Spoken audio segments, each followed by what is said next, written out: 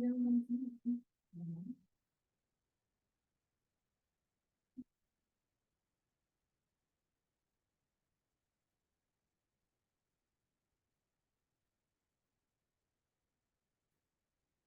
a 105, right? Yeah, 105, but if everybody gets there. Yeah. Everybody is, but like. Yeah. Yeah, yeah.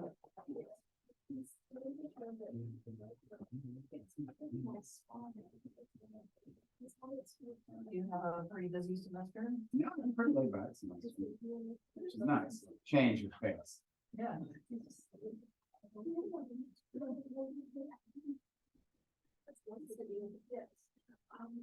Are you interested in the peer review for the application? Okay, I was one. Oh, okay. So you wanna stay on? Yeah, okay. We had a meeting yesterday and That's what I'm gonna announce to anybody else, because we still need.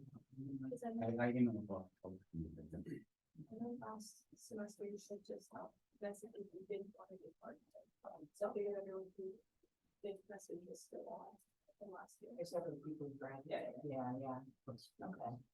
Well, never hurts to ask. Yeah, do you need to email you? No, about, you just compare that to mention 26. And, but we still need a couple more. And anybody who's in the primary. I've emailed several people. Oh, good. Pretty big. No, you just look at like 2 pieces at the most per semester and give your feedback on them. Oh, yeah. Okay. Yeah, you might have to go to one editorial meeting we're gonna hold in about 2 weeks or so, just to like orient you to the process. But then after that, it's just, they'll send you 1 or 2 pieces. Not yet, because we still need to finalize a list of people, so if you have particular time issues, you might want to cut out or something. Okay, there's a lot. Okay. Yeah, maybe we'll have to pull people in. Yeah, I might have to put different one, because I have like a commitment from like 5 to 8, like 4 out of 5 days. Wow. You're at least getting paid for that? No, but it's Oh my God. volunteer, I'm doing that work, to volunteer to help their local communities. Okay. Yeah, so yeah.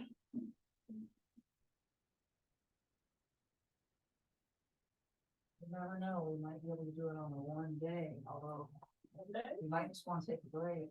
But yeah, Monday, is that it? Yeah, Monday's good. You never know, that might work, because Monday is not a day that most things happen. So. We can do that from 5 to 8 on Fridays? Friday not usually, but usually there's like other meetings that I have on Fridays. Yeah. You have a busy, complicated schedule, I guess. Cause we just get to meet with like the college and the national. She's the president. Oh, so, yeah. Okay. I'm sorry, yeah.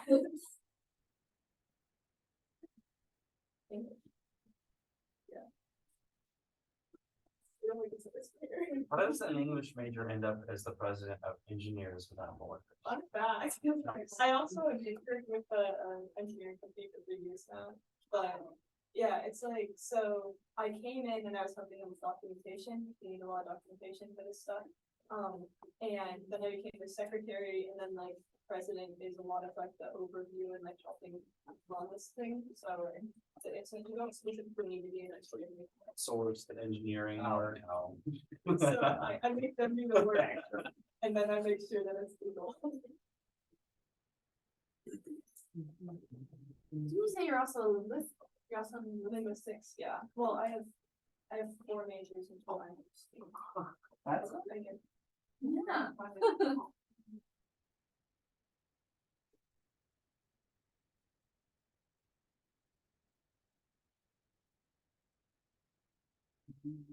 I love your sticker. Thank you. That was actually a good most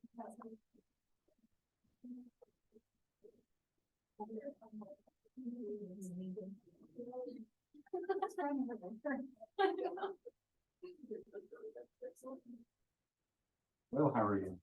I'm doing good. Excellent. How's your semester? All right, not too busy. Lots of Latin. Not that much. Lots of reading Latin. Ah, that's a great. I'm gonna say at least Latin, you've had to do some, Yeah, just by days of the week. it's just get harder now. Yeah. But at least we meet less week. And it's not everyone very. Always a problem.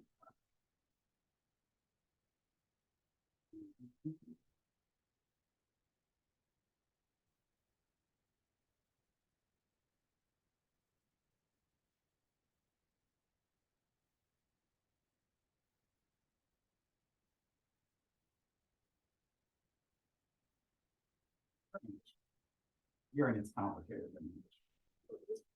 Ava, you're All the time, well, fantastic. History, plastic. Poli-sci. Poli-sci, and you said poli-sci and philosophy as well? Just poli-sci. Oh, just poli-sci. No, Oh, well, that's fine. at least a minor, I feel like you take it up. Yeah, yeah. okay. And this. Studies. Wrapped up a few minors. I got you. So you just got, huh? Do some fun stuff.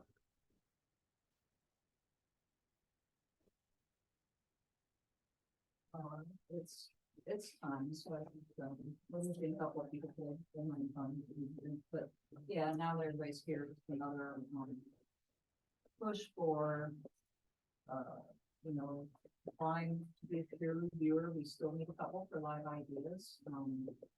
As I was saying, it's a commitment of probably one meeting with the editorial crew, and then a couple of times in any given semester we get to review anonymously a couple of pieces for the journal. There's a process for that, but it's double blind, anonymous.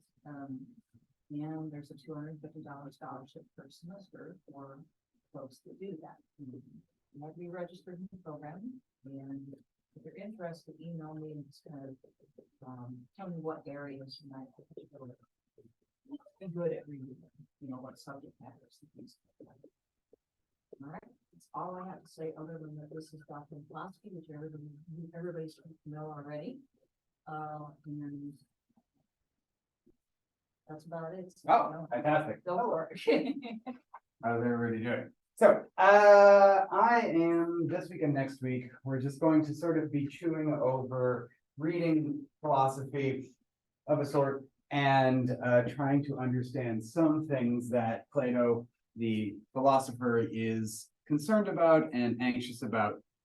And the text that I've chosen is the Republic, which some people think is his central text or maybe his most important text, but it is certainly a very good intro text to dealing with and thinking about questions of philosophy in the ancient world and the modern world as well. I don't really expect you to know anything, and there are a lot of weird names, and we'll go through the names. And so we start off with a very short reading for today, and we're just going to sort of have a conversation and see what happens and see where we end up by the end of the class. And we'll do that for 3 more times, and then you'll never see me again. It's fine too. Just for some general background, Socrates is a guy who was born 469 BC. He is executed 399 BC. He lived in Athens in Greece, which was at that time a radical democracy, radical in the sense that it is not a modern style liberal democracy, but a democracy that puts political power in the hands of the working class, the poor, deliberately, as in taking away from the rich and the poor. And that's sort of an experiment that's going to be replicated again. But he is a person at that moment in that place in time that uses the, not in, again, a liberal sense, freedom of speech or equality, but the abilities of being a citizen of a democracy to start asking questions and to start having conversations that had never really ever been asked in formal ways before in at least the Greek tradition. And over time, he asks questions and annoys some people and delights some people and starts collecting students around himself. He doesn't take money from them. They're more like a group that hangs out and super informal and lax. And he annoys a lot of people. 20 some years before he's executed, one of the playwrights, Aristophanes in Athens, writes an entire play comedy, savagely mocking him for corrupting kids and asking ridiculous questions about what goes on in the heavens and under the earth and things like that. And he often, or really more because of the people that he teaches rather than anything he does himself, becomes more and more controversial over time, as Athens gets itself into a trickier and trickier situation. Because at the same time as Socrates is flourishing as a philosopher, Athens has gotten itself into a fairly destructive and violent and bitter war against the other leading Greek city of its day, Sparta. The Peloponnesian War lasts for 25-ish years on and off, but it ends badly for Athens and Athens loses.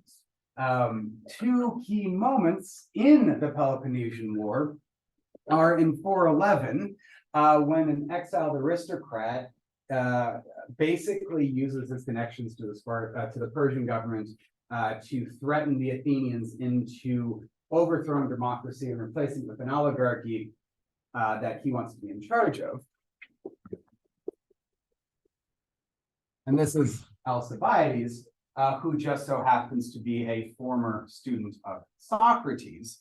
And when the Athenians surrender at the end of the Peloponnesian War, the Spartans impose another oligarchy on Athens that just so happens to be put in the control of another aristocrat named Critias, who also happens to be a former student of Socrates. They're both, by all accounts, discredited students of Socrates, that Socrates is essentially fired as students. But the two coups last for like 6 months and then are overthrown and democracy is restored. But you start to, I mean, there are not a ton of data points, but within 10 years, two students of the same guy have overthrown the government to put themselves in oligarchical positions. And Critias in particular ushered in a 6-month period of like massacres in the streets and bloodshed and stuff like that.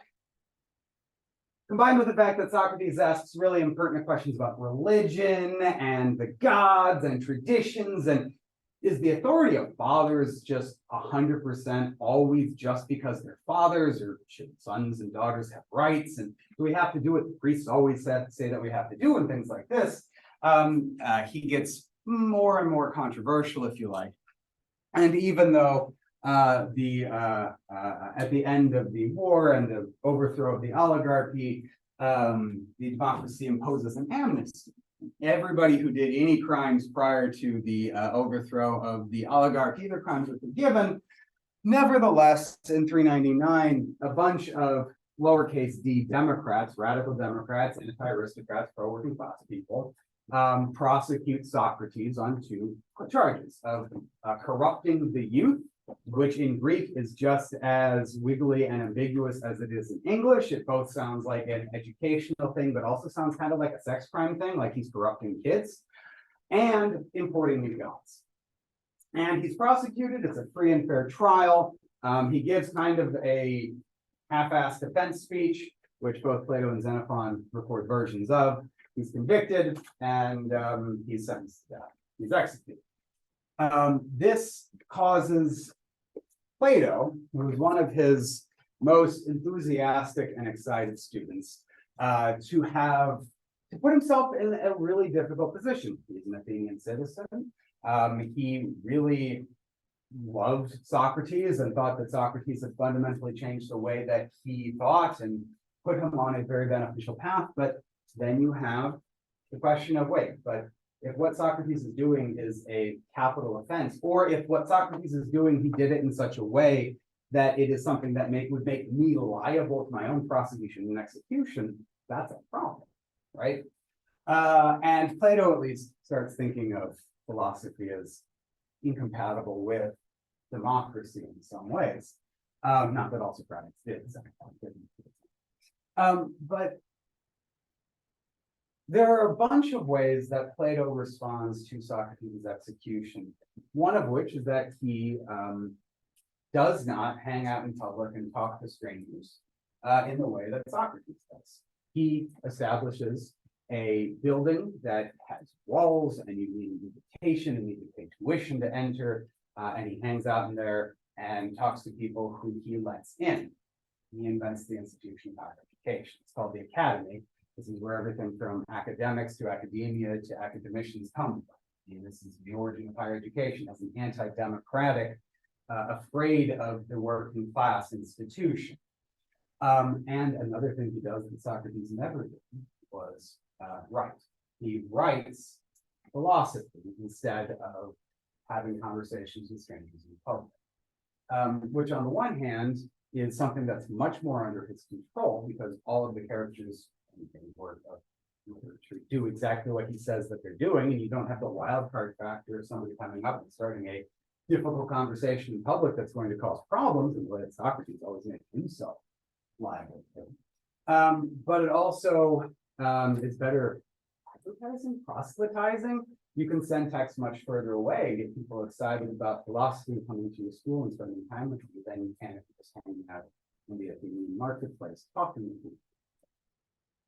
But it's also, as we're going to see, not essays that Socrates writes. You read the first half of book 1. Tell me about what genre this is. Who is this? Who's in this text? What's going on in this text? This isn't a work of history, right? What is this? Like, what struck you about that? What you read for today?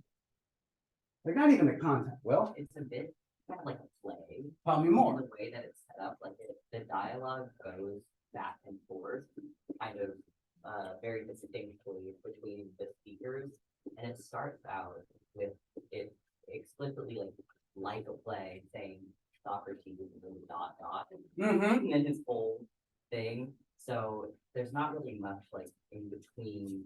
The house was a small village. There's no overarching narration, right? In fact, so far, this entire thing we're reading, who's talking to us? Socrates. Socrates himself.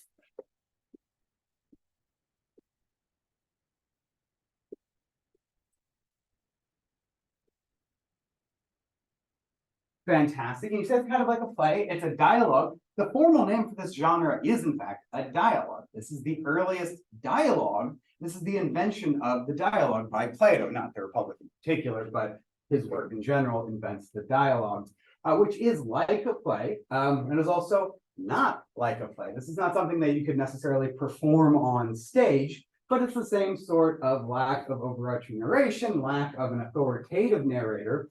And we are seeing a conversation specifically through Socrates' eyes.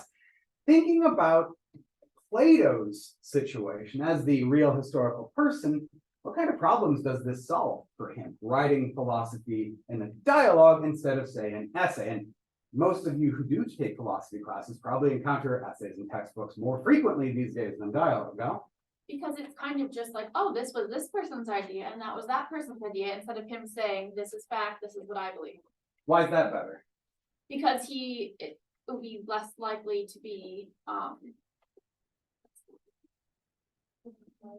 yes, it's less liability. Yes, absolutely, less of a liability. If somebody gets pissed off at something they read in the Republic, what can Plato at the end of the day say? Yeah, I didn't say that. I'm just remembering a conversation that somebody else told me about, right? So it's not on me. Fantastic. Other merits of writing in the dialogue form instead of writing in an essay or writing an essay? It's easier to like, Sorry, Cassidy. Sorry, I'm working on names. it's easier to like have an argument, like have another person argue and then fight back against that, and then if an essay of Andrews or Fantastic. Very good. So you get to see the process of the conversation itself. It's kind of recreating what it's like to be there with Socrates, even though he's dead. Fantastic. And this is going to sound weird, but does Socrates and Plato, do they agree with each other? Can you assume? Socrates always right? What's your name? Are you Erica? Fantastic. You looked like you had a thought, Erica. I don't think so. There's also like oftentimes Socrates kind of contradicts himself a little bit. So, Plato is not submitted to infallible. Who's not infallible? Who contradicts Is himself? infallible. But you just said he contradicts Wait, himself. no, I gotta, He's fallible. yes. Gotcha. Yeah, fantastic. Yeah, he's fallible. But yeah, so he's a human being who's being depicted as a character, and they can be right and they can be wrong. But also maybe Socrates and Plato agree, maybe they don't. Something you have to chew through. But because it's in a dialogue, because there's no authoritative narrator saying, I am Plato, this is what I believe, you kind of have to figure it out. And there's also a pedagogical benefit too. Because Socrates, of course, also never says exactly what he's thinking. You kind of have to chew over what he's saying as well. Good. So, any questions before we move on to the text a bit more explicitly? All right. One of the first challenges with a text like this, especially for students who aren't classic students, the names. Give me some names of characters who do some speaking in the first half of book 1. We'll toss them up on the board, make sure everybody's on the same page for pronunciation. Val? Yes. Cephalus or Cephalus, Cephalus in Greek, Cephalus in English, and I can't keep it straight, so I just go between the two, so either's fine. Oh, yes, Soccer. Socrates, fantastic. Who's Cephalus / Cephalus? Sorry, Erica. Marcus is bad. Ah! Polemachus' dad, fantastic. Who else is Cephalus? What else does he have to do with this text? Or the action of it? He's one who Guy. Old guy? He's one who starts the kind of initial data stuff. Where's the conversation taking place? At his house. Yep. So Cephalus is the home. See, I told you, Cephalus, whatever. Cephalus is the homeowner whose house that most of the conversation takes place in. He is Polemachus. What did you say about Polemachus? Who said Polemachus? He's his father. He's his father. Fantastic. He's Polemachus' father. Fantastic. Who's Polemachus? Can't say he's Cephalus' son. He's Socrates' friend. Socrates' friend. How old did you get the idea that you said Cephalus is old? Polemachus? Definitely younger than Cephalus. Thanks. We're doing great this morning or this afternoon. Good. We're doing great. Good. Other characters who speak in the first half of this book 1? Glaucon. And one more. He doesn't talk in the first half. We're getting to him on Thursday. First half, yes. I just had you read the first half of today. So we're excited about it. Yes. And Adamantus, I think he talks. Glaucon and Adamantus, what's their relationship to each other? Did anybody catch this? At different moments, they're both called the son of Ariston. So these two, they're brothers. So these two are brothers. They're Polemachus' friend. They're around the same age. Cephalus is Polemachus' dad, but Ariston's their dad. He's not on stage, if you like. And who's Socrates? Ballpark based on the first half of book 1. Who's Socrates? How's he coming across? What are the sort of initial reactions you had to, if you've never heard a Socratic dialogue before, Val? A young man, How old does he seem? 25. Socrates? Then he talks about how he's about the same generation as Cephalus, though. Oh, Yeah, he's older. He says that he's younger than Cephalus, and he seems like he's sort of middle-agey. He seems that he's quite old, and these three are around the same age. Maybe we're imagining around one side or other about 20. Good, fantastic. The dialogue opens. Socrates is talking to us. What's the first thing that happens? We're not talking about stuff yet. What's the action at first? There's not much plot, but there's a little bit of a plot, huh? oh, Marcus is like, hey, let's go to my house. Ah, okay. But before that, where was Socrates? He was on the road. Socrates was going home. Where had he been? At a religious festival. Thank you, whoever said that. And who had he gone to the religious festival with? Adamantus. So Adamantus and Socrates go to a religious festival together. And on the way back from the religious festival, they get stopped by Polemachus. He's hanging out with who? Who's he with? Yeah, Val? Glaucon. Fantastic. And they sort of intercept Socrates on the way back. And what does Polemachus say? Now we're back to whoever said that Val, go for Okay, it. let's go to my house. Let's go to my house. Why? Hmm. Does he say that? Oh, So, So they can go to the, basically wait to go to the, what, feast later? right, Since okay. Socrates going back to, Socrates is walking the 10 miles back to Athens. They're in the suburbs, right? All right, now, so Socrates wants to go home. But on the way home, Polemarchus and Glaucon intercept him and say, actually, it's kind of even weirder than we've said. Like, there's a lot going on. Again, we're seeing one of the weird features of dialogue. A lot of stuff is happening that nobody actually tells you is happening. You kind of just have to figure it out. So they are on their way home from the festival. It had been a festival of Thracians. The Thracians are the Thracians live where is European Turkey now, and they're doing some sort of religious ritual in the Piraeus. They're walking home. Polemarchus sends a slave and says, "Stop." Polemarchus is coming up, and we're on page 3 here. A moment later, Polemarchus came along with Adamantus, Glaucon's brother, Niceratus, son of Nicias. He doesn't talk, so we don't care about him, and some others apparently from the procession. Polemarchus said, "Socrates, I guess the two of you were hurrying away to get to town." Okay. Socrates said, "That's not a bad guess." "Well," he said, "do you see how many of us there are?" Okay, what is going on? Already from the first moments of interaction, this is actually a lot weirder than maybe we realized. Well, He's like threatening them. is this joking or fun? Like literally, Socrates and Adamantus are walking back to town. Polemarchus and Glaucon walk up and threaten him. Yeah, it doesn't seem super lighthearted just because they're like, you can either prove you're stronger than these men or you can come with us. Like, Yeah. that seems a little bit. So to Val's quite correct inability, nothing personal, to answer the question of why they want to go to why they want to take him to Cephalus's house. Why do they want him to go to Cephalus's house? It's not clear. Something's going on here, and it's not clear what. Isn't there still one other possibility? I said, are persuading you that you must let us go. So Glaucon, Polemarchus say, "Hey, there are more of us than you. If you don't go to my house, I'm going to beat you up." Socrates to this says, "What if I persuade you to let me go home?" To which he says, "Could you really persuade us if we don't listen?" What is playing out at this moment as this dialogue opens? Will? Kind of like a kidnapping a bit. A kidnapping? Absolutely. Lighthearted or not lighthearted, we're not sure yet.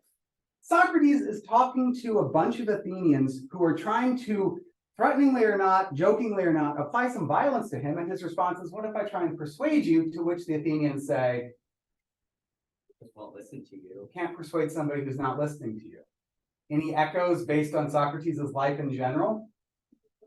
Of course, this is set dramatically before his trial and execution, but there's some weird issues thinking about, again, the relationship between philosophy and democracy. Is democracy perfect? What if the voters refuse to listen and just do whatever the heck they want to do? There's no way, said Glaucon. Glaucon says, "No, we won't listen to you." Well, then think it over, bearing in mind that we won't listen.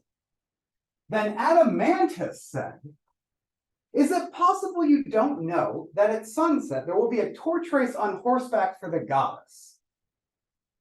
Ava? Okay, you're grinning like you did, sorry. Wait. Which group was Adamantus in? He's with Socrates. But wait, what's he doing now? Taking Socrates stuff. That's interesting. Aren't they threatening to beat him up unless he goes back to Athens, too? But now he's trying to persuade Socrates to hang around. On horseback, I said, that is novel. Will they hold torches and pass them to one another while racing the horses, or what do you mean? So what are they offering him? Why is Adamantus, is he on Socrates' side? What is Adamantus offering Socrates?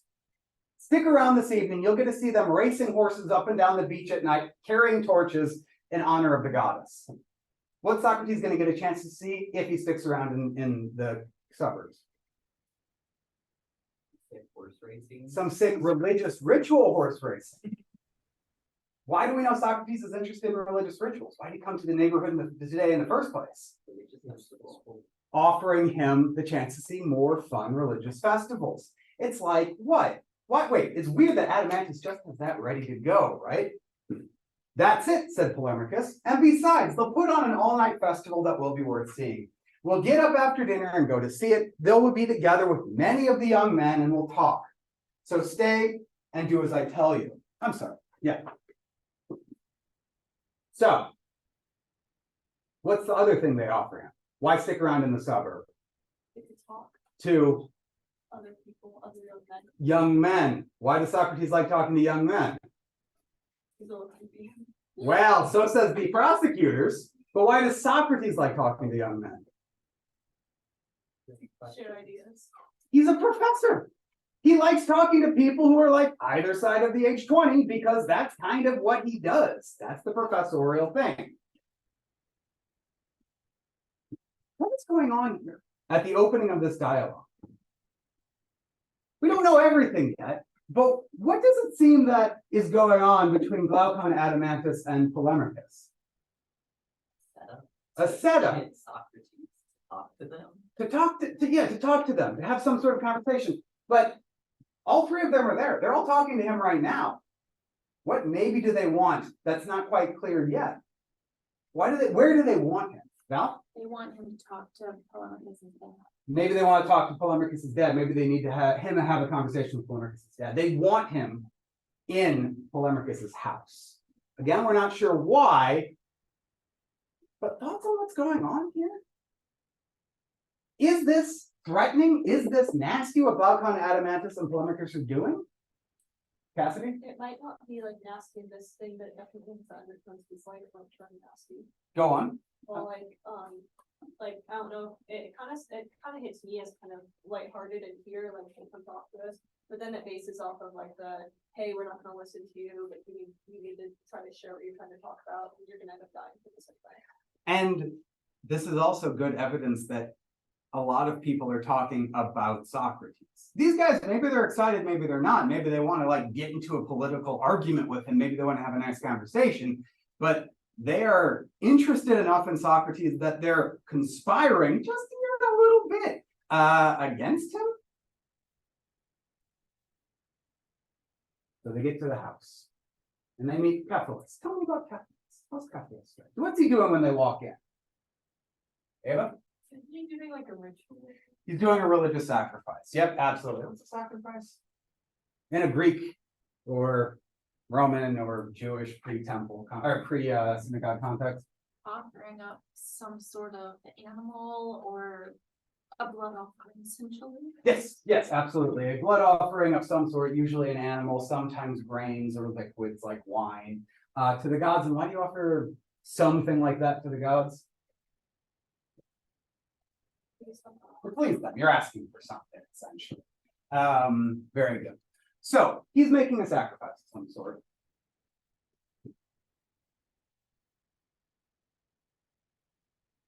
Cephalus sees it, and he says, Socrates, you don't come down to us in the Piraeus very often. That's the neighborhood they're in, yet you ought to.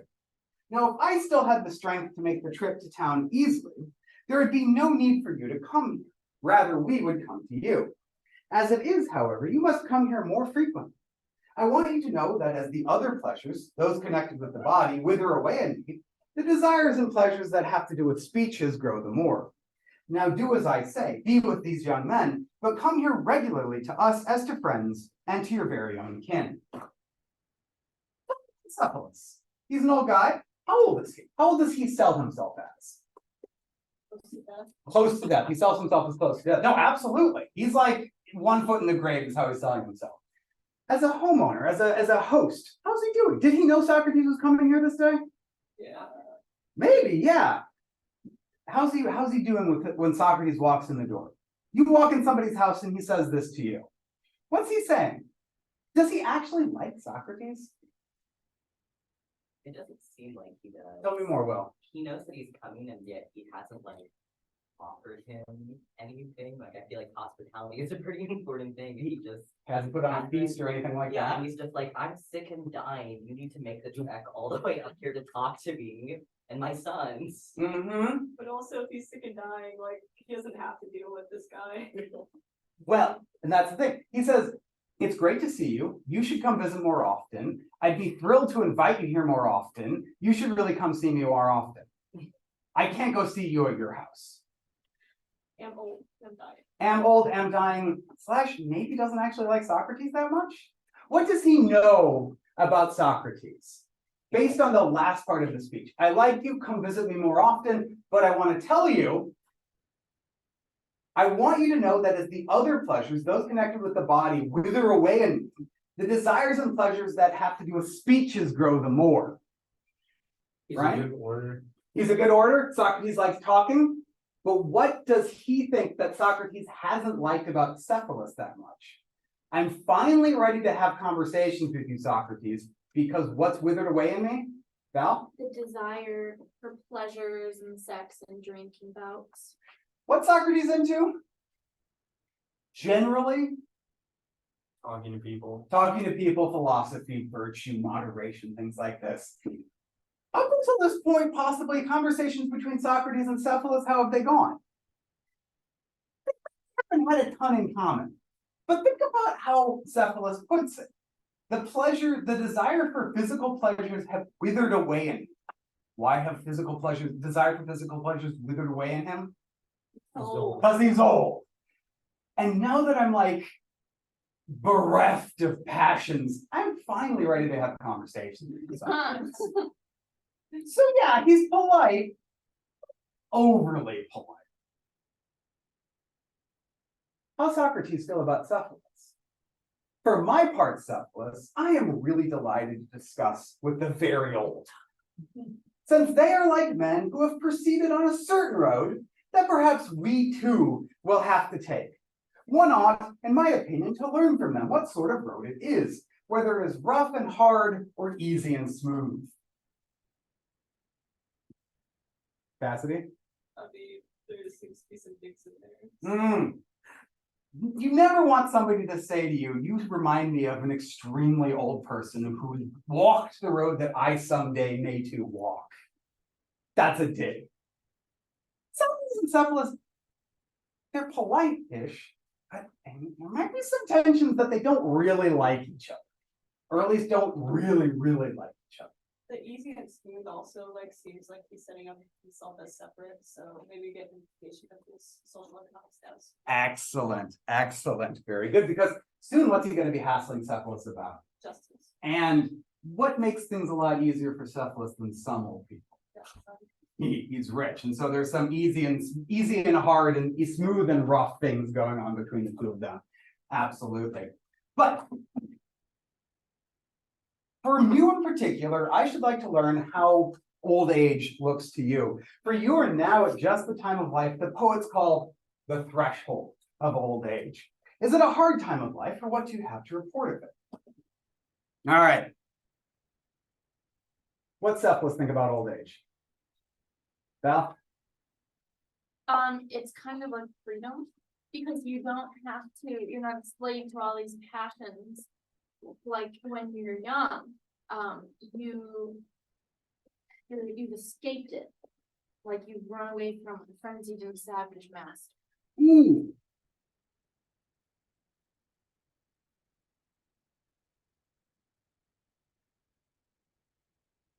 Fantastic. Now, there are all sorts of passions across the human experience. What passions seem to be, in Cephalus's mind, the ones that are most frenzied and savage, Val? Sex. Oh, tell me more. Well, like in the Inferno, the layer of hell that's for the lustful is you're blowing away with the wind. It's like you have no control of yourself. The wind is pushing you around.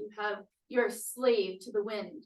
Like in this, the wind being your passions, you have no control over yourself. Absolutely. So yeah. Yes. Cephalus says, when he gets together with all of his old drinking buddies, What do all of the other drinking buddies talk about when they're hanging out? How they wish that they could do the things they used to. Yes, and there's some basic physicality of like pre-invention of Viagra stuff going on here too, right? Like, oh, it sucks to hit 60 because.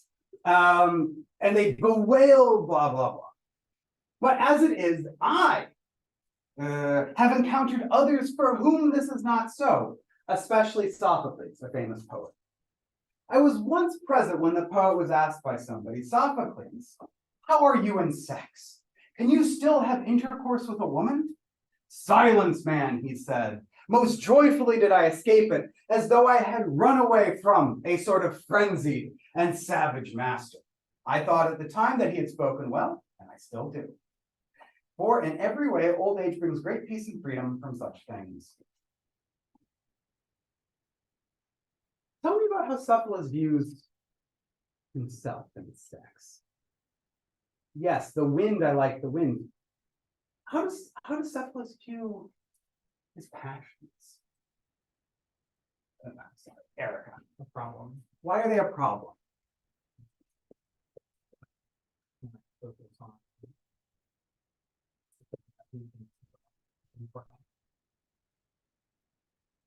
Look at that stuff. What can't he do when he was younger? What couldn't he do? Or debate or whatever. He couldn't focus on other things because why? What was his number one apparently concern? Sex. He can't not be obsessed with sex. That's apparently what he was like as a man younger than Viagra. What is the approach that Cephalus had to life? If we step back from what he's saying, who's in charge of Cephalus's life? Is he? No, it's passion. His passions are in charge of his life, specifically his sexual passions, but he doesn't seem to be in control. So, what's good about old age for him? Let's go back to what he said. Why is old age great? Only because He's no longer driven by all his passions because he can't do them anymore. so yes, Al? It's kind of ironic though, because he's not in control of himself. Tell me It's just that the passion has withered away. It's Is he not, in control of himself? no. No. He has only become in control of himself because his savage and cruel master has died. That's not control. What is that? Weakness. Absolutely. So for Cephalus, old age is great because the thing that had been causing him trouble up until this point has gone away. But if you're sitting in Socrates' sandals, what are you thinking at this moment? Val? Cool. What a weakling.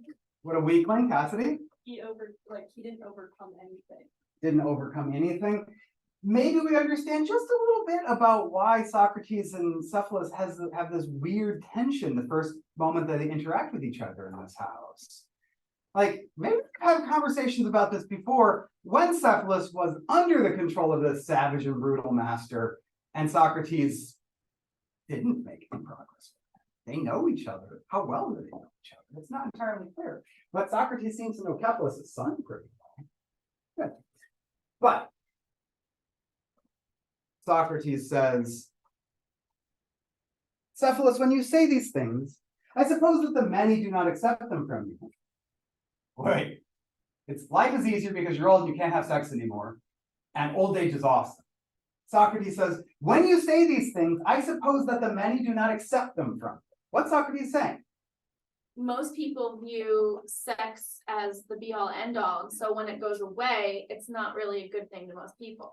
Ooh, Like, hold that thought. But believe rather that it is not due to character that you bear old age so easily, but due to possessing great substance. What's Socrates saying? You said it's great to be old because you don't have sex anymore, Will? And then Cassidy? It's not great to be old, it's great to be old and rich. Great to be old and rich, is that what you're going to say? So wait, what's Socrates' point? Cephalus says, I'm so happy to be old. Old is great. Passions are gone. It's great, Ryan? He's still a slave to his vices in a different way. They're just different vices. And you can facilitate your different vices because you happen to be Mr. Moneybags. Okay, wait, so again, How does Socrates feel about this guy? Everything Cephalus says, he's like punching back at him right away.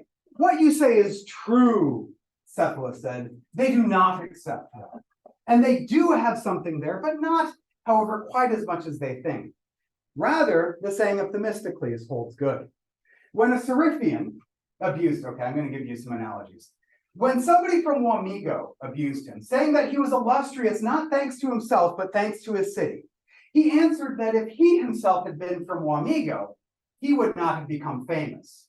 But that man wouldn't have been famous if he had come from Manhattan, Kansas. Well, He's only famous because he came from a small town. So if he's only famous, yeah, he's only famous because he came from a small town.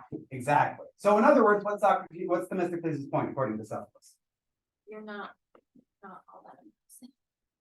And the same argument also holds good for those who are not wealthy and bear old age with difficulty. You guys are going to love this. Decent people would not, the decent man would not bear old age with poverty very easily, but nor would the one who is not a decent sort ever be content with himself, even if he were wealthy. Cephalus' point is being poor cool? No.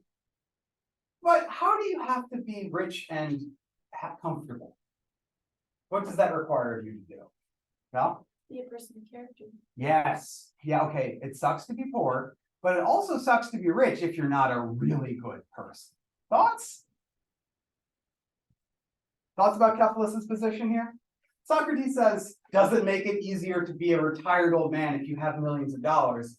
And he says, yeah, but I also have to be a good person, and millions of dollars aren't going to do anything. Cassidy? I mean, I kind of get it, like, if you have like these, like maybe his new vice is like his money and like trying to think to it, you're never gonna be content when you keep, like, you don't have character to like let that money go. Cephalus, did you inherit or earn your money? Why is that a relevant question? Socrates follows this. That's exactly his point. Why does Socrates offer that as the follow-up question, Mel? Because those who have earned it are a little bit more careful with it and they care more about it. Whereas if you just inherited it, you're a little bit more reckless with it. Indeed. So do people who inherit their money, are they less good of character? I don't know, but maybe Socrates thinks so, right? Or they have to work less hard.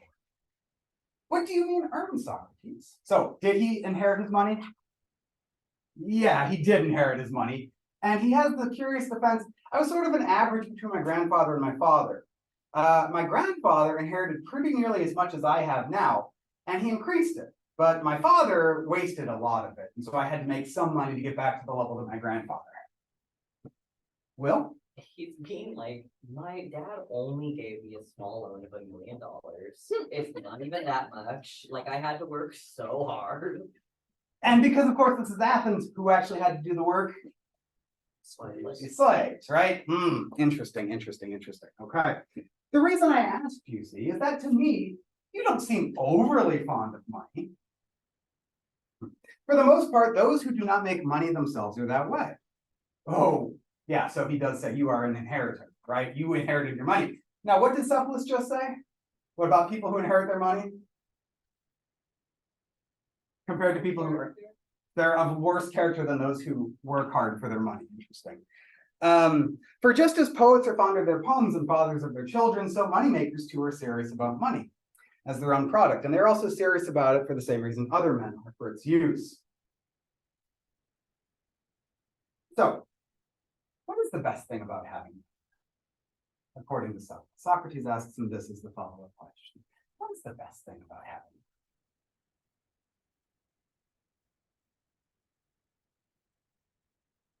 What do you start realizing? What do people in general start realizing? What do they start getting a little anxious about? Death. And death, man, what do they actually get anxious about, Val? I think they've done wrong. Socrates says, so what's the best thing about being wealthy? And Cephalus has a very strange answer. It says that when a man comes near to the realization that he will be making an end, fear and care enter him for things to which he gave no thought. The tales told about what is in Hades, that the one who has done unjust deeds here must pay the penalty there, at which he laughed up until then, now make his soul twist and turn because he fears they might be true. Whether it is due to the debility of old age, or whether he discerns something more of the things in that place because he is already nearer to them, as it were, he is at any rate now full of suspicion and terror. He reckons up his accounts and considers whether he has done anything unjust to anyone. Now, the man who finds many unjust deeds in his life often even wakes from his sleep in a fright, as children do, and lives in anticipation of evil. I'm sorry, what was the question? The question is, what's great about having money? Cephalus's answer so far? Maybe. Actually, he's going to make the opposite, which is even weirder. What? Well, Money doesn't really matter because we all have sins when we die that we all stress about and are kept up by. what's Cephalus been thinking about recently, Zane? Well, Or what do you see, got? to me, part of the thing there, I mean, you walk in while he's doing a ritual, is that, especially in Athens, a lot of how you pay tribute to the gods was in not just physical sacrifices, but monetary. You were giving things, and so puts you in a better position to Yeah, puts you in a better position to maybe try and fight back against some of those fears to a degree. This is absolutely. But tell me more about Cephalus. You can tell he's What's scared. he been thinking of? Sorry? So you can kind of tell he is scared. Is this a friend of his? Tell me about what this friend of his has been doing the closer and closer he gets to death. How's he been feeling? What happens to old people when they get closer to death? What do they start worrying about? What do they start? The things that they've done, the things that they did younger in life when they didn't really have serious thoughts about their mortality. And how serious are these fears that friends of mine have had? He's waking up, well, somebody's waking up screaming in the middle of the night about fears of dreams of what's going to happen to a friend of his in the afterlife. Wait, what was he doing when we walked in the room? What's he going to do in 2 minutes when he leaves this conversation? What's going on with Cephalus, y'all? Will? You want Socrates to maybe tell him that he was a good person or philosophize. But he doesn't even see philosophy as an answer because he leaves. What's his choice? How's he going to save his soul? Sacrifice. Religion, right? He's going to find his salvation or not in religion. Anybody have any thoughts about what Cephalus is so worried about? What was his passion? Sex. And his problems with sex? He was a slave to them. Couldn't do anything else. What's he starting to worry about? All those kids. Or maybe general bad things about sex that he's afraid of being punished for in the afterlife. Whatever that means, that's not good, right? And thinking about, anybody know what the worst punishments are set aside for in the afterlife? People, what crimes? Worse than, no, not torture. It's all sex crimes. All of the worst punishments in the Greek afterlife are sex crimes. Again, he doesn't say, I'm afraid that they're going to get me after I die because of sex crimes, but he's got a whole cloud of bad vibes around him. So he's off to sacrifice and maybe save his soul, maybe not, who cares, he's gone. But Socrates uses this opportunity to start a new conversation, at which point Polemachus takes over. What does the conversation turn to? We're done with Cephalus and his anxieties about religion for the moment. Well, Now we're talking about justice. tell me about justice. Polemachus takes over as the heir to the conversation, which is the dumbest possible joke, and I love it, because his dad left, and so he's inheriting it. Tell me about justice. What does, according to Polemachus, justice consist? What is justice? Justice is doing good to friends and harm to enemies. That's the second definition. What's the first definition? The one that he says comes from Simonides. Ava? Giving back what is owed. Agreement.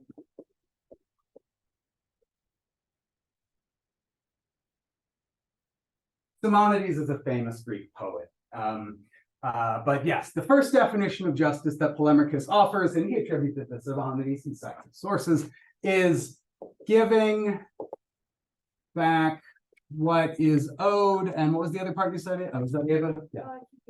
Keeping agreements. All right. Forgetting about the rest of this conversation that comes, what are your thoughts about this definition of justice? Paying your debts and keeping agreements. What do you think he means what is owed just in the sense of paying your debts? Is it what is owed in the broader sense? Like, I owe you respect. I owe you kindness. What is the one example that they managed to come up with for this? Raising it sword. Physical objects is what he seems to have in mind. Gold, money, physical objects that you've like borrowed from somebody else. You're right that we would maybe want it to be that, but it is very much not that. Paying back debts and keeping contractual agreements. Whose definition of justice is this? Woo! Not in the radical democracy. Business owner. Rich guys. This is a rich guy's definition of justice, right? Justice is poor people paying back the loans I gave them on time or else, and keeping by contractual agreements. But who is not addressed by this definition of justice? We've already seen the one with the sword example. What's the objection that Socrates offers to this definition? Eric, sorry. It's okay. Some people might not be able to pay their debts back. Some people may not be able to pay their debts back. And the sword example, you borrow a sword from your buddy, he loses his mind, comes pounding on the door and says, "Give me my sword, I want to kill a bunch of dudes." Giving back doesn't always good for like what they use. Exactly. So Socrates' the second definition that Socrates pushes Polemarchus to is what? This is where we started, and I think Val had said. Doing good to friends and harm to enemies. Good to friends, harm to enemies. Fantastic. Now, that seems quite a good notion, right? And in the example of the guy who lent you the sword and then is crazy, what would be doing good for him in that moment? Not good with that. Why not? It's no longer the best thing for them. And so back to sort of what you had asked, maybe justice has something to do with not just fulfilling contractual obligations that you signed in front of a notary public, but has something a little bit more meaningful to it than that. But of course, is Socrates happy with this definition of justice? No. How does he start picking away at it? They're saying that we don't know who our friends are, who our enemies are. Ooh, humans, it turns out, are pretty crap at a lot of things. One of which is figuring out who our friends are and who our enemies are. Fantastic. And how does he sort of start picking that apart? What are some examples that he offers for figuring this notion out? Yeah. He talks about like a friend that maybe you thought was good and then they turn out to be bad, but you were doing good to them, even though they're technically an enemy. What was the third definition to get to? It's even more complicated and gets a little bit more ridiculous. I mean, Socrates is trying to like break this definition paradigm and start fresh.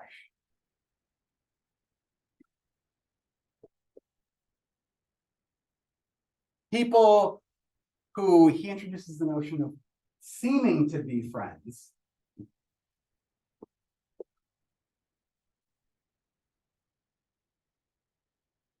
And are friends. And then who else do you do good to?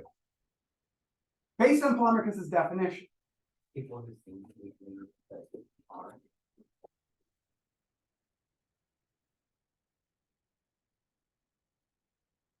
But aren't, and who then do you have to harm? Either seem to be friends and are enemies, or seem to be enemies and are enemies. Seem to be enemies and are, or seem to be friends but aren't. Thoughts about this definition? Erica, you don't like it, why not? It's just really convoluted and making the more graphical of who and who isn't an enemy or friends. And It just doesn't answer any question. Absolutely. Oh, is that, no, you're good. Okay, fantastic. So Socrates then has a follow-up question. You guys are gonna get tired of him arguing via analogy, but he really likes arguing via analogy. He asked the question about raising horses or raising dogs. And he asked Polemarchus what seems to be sort of hard to understand why he's asking this question at first. But he says, people who raise horses, what do they want? Not a trick question. He offers these easy questions that turn into slam dunks. What's the purpose of raising a horse? Sell it. To have a nice horse. You're gonna sell it, you're gonna eat it, whatever. Well, but let's say you want to raise it, sell it, use it, whatever. What does that entail? Or a dog? How do you train a dog? You guys have pets. How do you train a dog? Treats? Work, talking to it, giving examples. When is it pedagogically useful to beat the dog? Never. That's Polemarchus' answer, right? Same for a horse. When does it make a dog a better dog to beat it? When does it make a horse a better horse to beat it? The answer is never. But then when you have an enemy, you're only gonna make them worse. Exactly. And he asks the parallel analogous question, can somebody who is not good at music train somebody to become a better musician? No, of course not, because they don't actually know it. So can somebody who is unjust make somebody a more just person?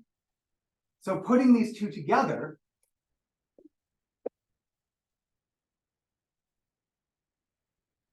Polemarchus is finally induced into a definition of justice that Socrates is happy with.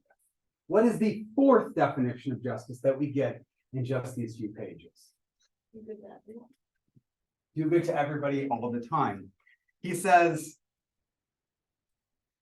and this is on page 13, then it is not the work of the just man to harm either a friend or anyone else, Polemarchus, but of his opposite, the unjust man.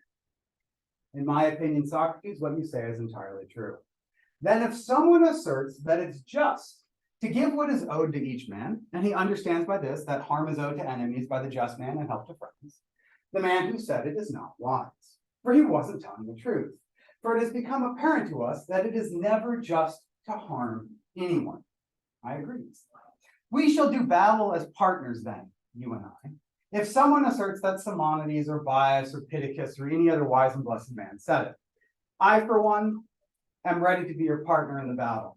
Do you know, I said, to whom in my opinion that saying belongs, which asserts that it is just to help friends and harm enemies? To whom, he said.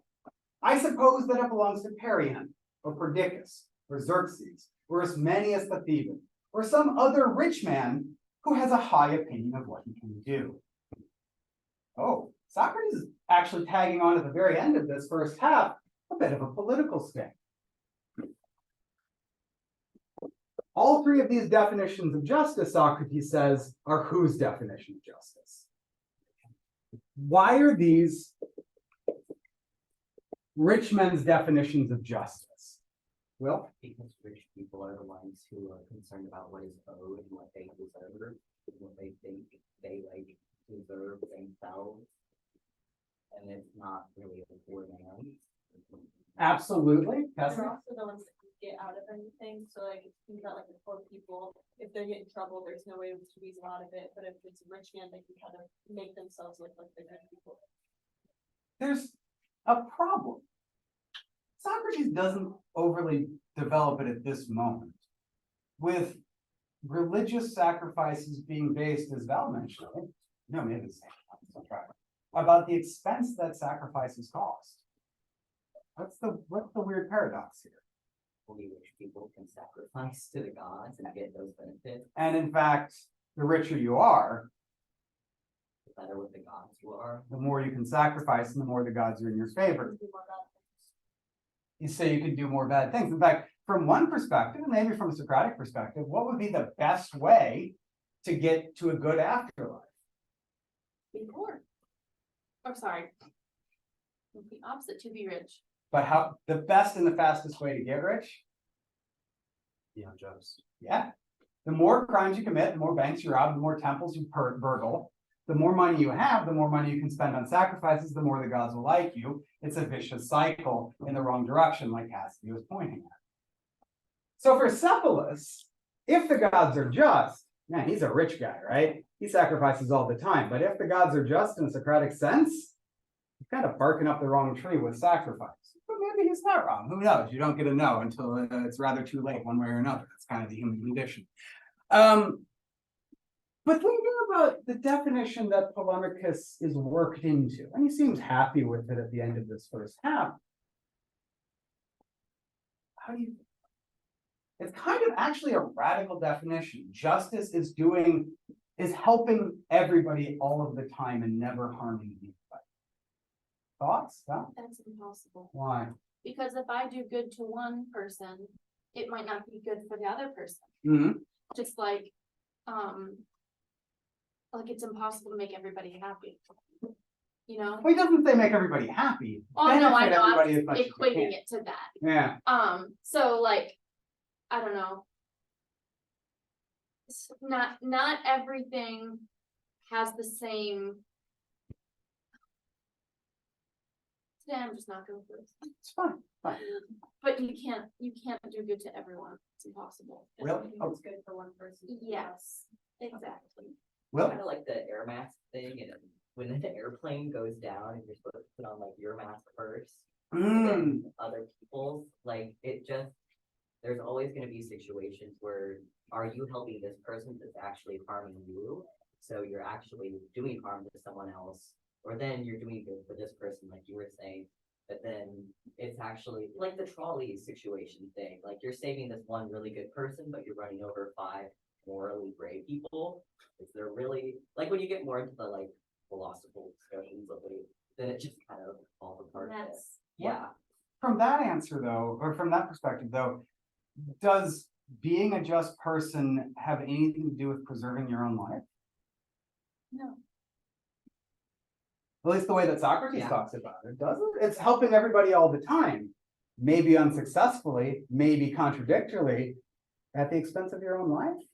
are you included in the be just to everyone thing? Right. Because this is talking about your external behavior, right? You can kind of parallel it to his execution. Oh, wait, His- what?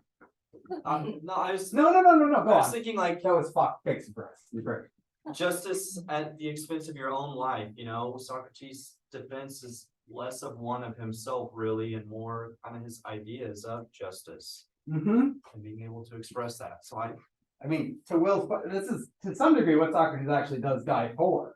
yeah, Cassidy, Why are we so like wrapped up on the fact that like justice is always good to people though? Like, tell me more. I mean, like, so like maybe justice is like when you do something bad, you get something bad, when you do something good, you get something good, and like justice can be like a good thing, but like maybe it's good that you're not always following justice, you know, like if someone does bad to you and you do something good back to them, maybe that's not the just way, but that's a good thing as a person.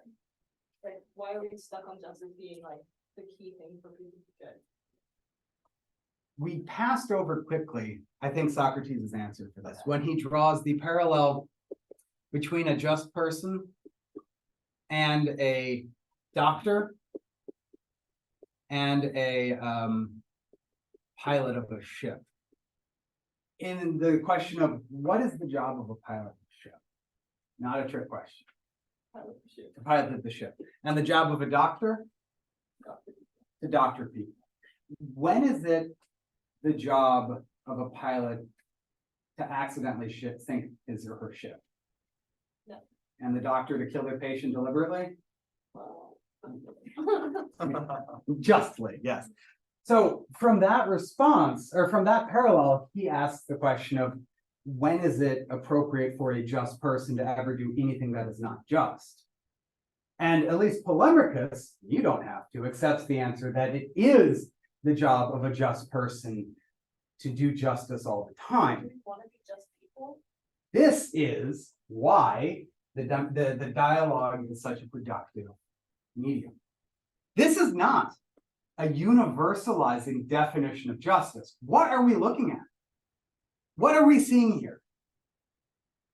It's like, more of it to me is we're looking at parts of justice rather than justice as a whole. There's no singular definition. Absolutely. And we're looking at a conversation, fictional or not, it's fictional, that takes place between one guy and one other guy on a particular day. And so far, Polemachus has been offering answers that you are not 100% happy with. And part of this is provoking you to think about this and try and answer your own questions. And the more you get into this, the more you're going to be able to engage with Plato's thoughts about this because of how Socrates and Polemachus and ultimately Adamantus and Glaucon are all chewing this over. So these are exactly the questions that you want to answer. And in fact, you'll be delighted to see that we stop just before the other person whose name we haven't mentioned yet loses his temper with this conversation and starts screaming. So you are not alone when you're getting frustrated just a little bit with this definition. In the end, this answer of doing good and benefiting people all the time is a hard one to swallow. But it also kind of seems to be the way that historical Socrates lived his life. Though, of course, it's his definition of benefiting people, which is often contradictory and difficult and a hassle. Oh, lost my train of thought. What thoughts do you have? Anybody else have objections like Cassidy does? Cassidy has more objections like Cassidy does. Go for it. No, it's not an objection. Yes. I'm just interested because like we see a lot of like the work and things that like Socrates like how he would do this up until death and like do we see like some undertones of Plato like disagreeing or agreeing with Socrates throughout the Republic? Like we see him more agreeing or like making these undertones to disagree with them. I mean, yes, there are certainly some major undertones of disagreement in Socrates and Plato's different choices on pedagogical media, in the decision to be locked away in a school instead of being out there in public. And in one way, what you are reading when you're reading Platonic dialogues about Socrates are accounts of a man who talks his way into a courtroom and gets executed. Going back to the beginning of this dialogue, we won't listen to you and we can overpower you. Socrates loses that debate and he loses the one in the courtroom. This is all the philosophy of somebody who gets himself killed by philosophizing in the way he does.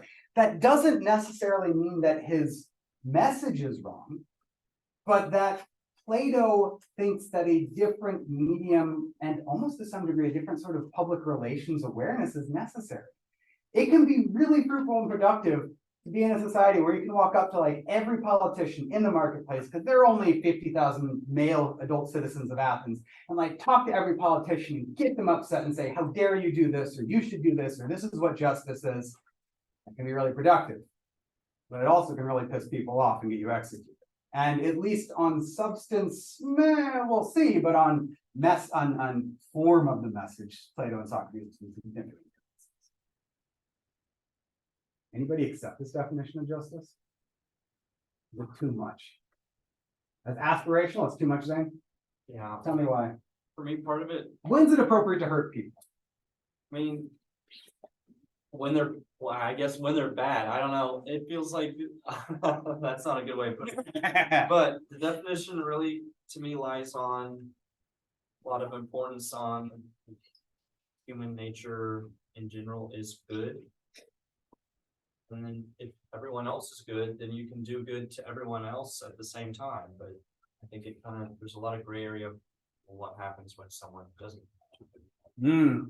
Yeah, like if somebody came and punched me in the face, I would punch them back, but then that would make me not a just person all of a sudden because I'm not always doing good. Aren't you putting your own well-being above that of it? Is that in the definition though? Is that subjective? Oh, it is to it? absolutely So it, subjective, yeah. and like, I'm thinking about Cassidy's objections, yeah, yeah, absolutely. it gets just Invalid. really confusing because it's like you can't make a tolerant world while being tolerant to intolerance. Mhm. Like intolerant to intolerance. You're thinking And of so- the paradox of intolerance in this, Yeah. yes. And so it just all kind of, it's a very broad definition for something that is even broader than the definition is.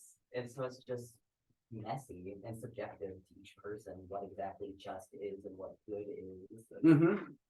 Yeah. I was just gonna say the example of, someone punches you and you punch them back. You punching them back is good for you, but it's not good for them. It's like the paradox of, do good unto all. You can't, because Jesus and Socrates are both liars? what's good for one person isn't necessarily good for another. So you'd like to redefine the self-defense of punching into the face of the stranger as doing good to them? Maybe that's the outcome they wanted. One can wonder. Okay, good. Good. Okay. Any last objections? All right. You'll be all delighted to find out that we are starting with a bit of violence and anger on Thursday. Like I said, the one person who hasn't been talking yet is in the room and he's been pissed off the whole time. And he's going to take it out on Socrates at the beginning of class on Thursday. You guys are a great class to talk to. This is exciting, fantastic. I'll see you all on Thursday. You, I think I failed to mention at the beginning, most of you know, that Dr. McCloskey is the director of the Platinum program. Hi, yes, that's me. If you haven't checked that out, it goes very well with primary. Sorry. So, And all my classes count towards primary text. right,